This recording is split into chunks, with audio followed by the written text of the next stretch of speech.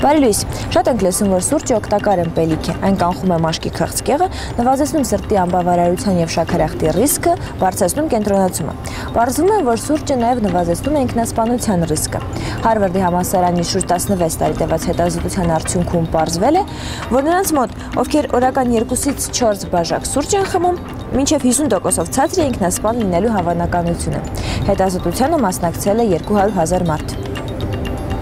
Եթե ուզում եք բաժանվել ձեր ընկերուհուց կամ ընկերոջից, բայց դժվարանում եք ձևակերպել թե ինչու, ձեր խնդրին տեխնոլոգիական լուծում կա։ Ստեղծվել է ծրագրային մի նոր հավելված, որը այդ գործը կկատարի ձեզ համար։ Application-ը նախատեսված է iPhone-ների համար ու կոչվում է Breakup Text։ Պետք է ներբեռնել հավելվածը, պատասխանել մի քանի հարցերի, ինչպես օրինակ որքան ժամանակ եք ընկերություն անում, լուրջ են արդյոք ձեր հարաբերությունները, ինչու եք ուզում բաժանվել եւ այլն։ Պատասխանների հիման վրա ծրագիրը կարճ մի պարբերությամբ ձևակերպում է բաժանման ձեր հիմնավորումը։